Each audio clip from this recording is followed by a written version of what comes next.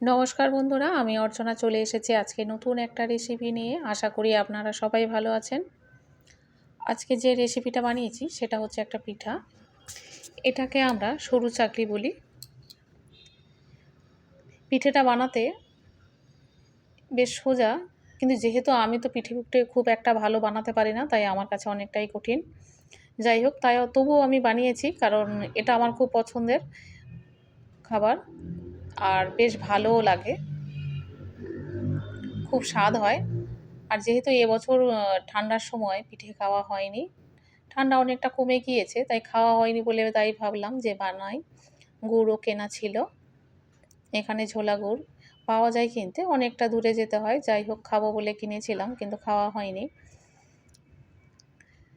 আর প্রথমে যেটা করেছি সেটা হচ্ছে 300 গ্রামের মতো চাল নিয়ে নিয়েছি, সিদ্ধ চাল।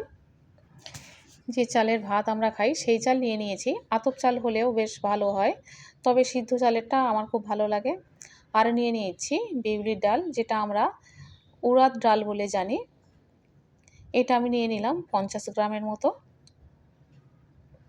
নিয়ে এবার ভালো করে এটাকে ধুয়ে নিতে হবে। ডালের মধ্যে বেশ ভালো ধুলোও আছে, ভালো করে ধুয়ে নেব। অনেকবার জল পাল্টে পাল্টে ধুয়ে নিতে হবে।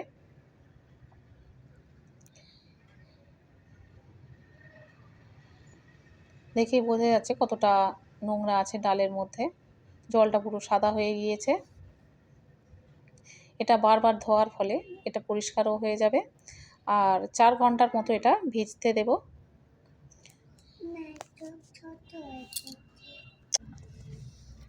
আবার জল দিয়ে দিলাম। এবার এটা ঢেকে দেব, দিয়ে 4 ঘন্টা ভিজবে। তারপরে এটা একটা পেস্ট বানিয়ে নেব। এবার ঢেকে দিয়ে দিচ্ছি। ফিরে এলাম 4 ঘন্টা পর। দেখুন কতটা সুন্দর ফুলেছে ডালগুলো, চালও ভালো ভিজে গিয়েছে। এবার এটা অর্ধেক অর্ধেক করে ভালো করে একটা পেস্ট বানিয়ে নিতে হবে। আগে যেমন আমার মায়েরা এই পিঠে বানাতে গেলে শিলে ভালো করে পিষে নিত, সেটা এখন আর আমাদের ক্ষেত্রে আর হবে না, কারণ আমি তো ওসব পাটা একেবারে চুকিয়ে দিয়েছি। এখন মিক্সারে যতটা পারি সব কিছু করে নিই। ব্লেন্ডারের মধ্যে দিয়ে দিয়েছি। অর্ধেক অর্ধেক করে ভালো করে আমি পেস্ট করে নেব। দেখুন কত সুন্দর একটা পেস্ট বানিয়ে নিয়েছি।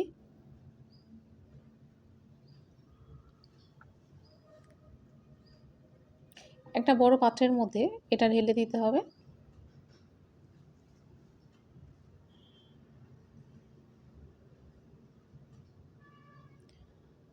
বাকিটাও একইভাবে পেস্ট করে নেব।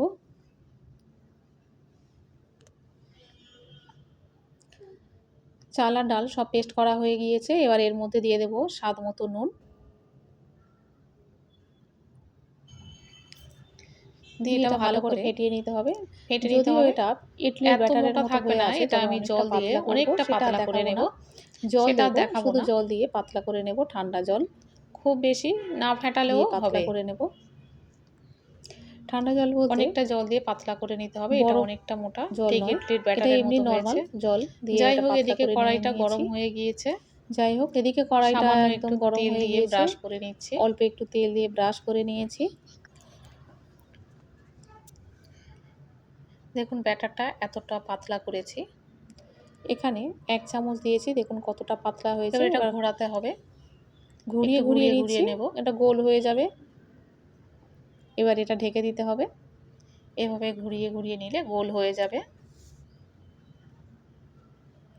এমনিতেই ওটা উঠে যায়, এমনি থেকেই উঠে যায়। একটু বাকি আছে।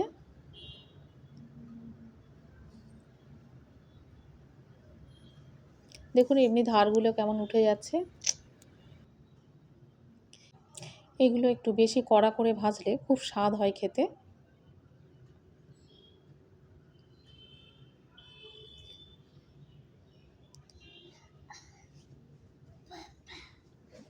একদম মুচমুচেও হয়েছে।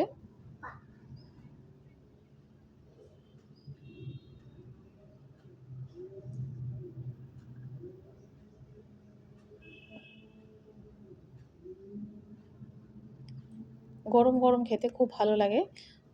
তখন কিছু না হলেও শুধু খাওয়া যায়, খুব স্বাদও হয়। আরও একটা বানিয়ে দেখাচ্ছি। সামান্য একটু, যতবার বানাবো ততবার একটু অয়েল ব্রাশ করে নেব।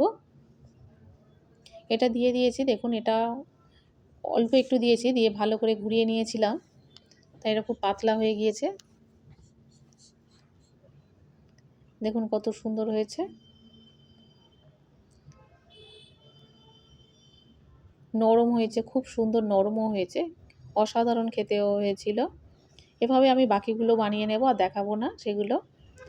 যাই হোক, রেসিপিটা কেমন হয়েছে আপনারা অবশ্যই করে কমেন্টে জানাবেন। কমেন্টে জানাতে আপনারা ভুলবেন না।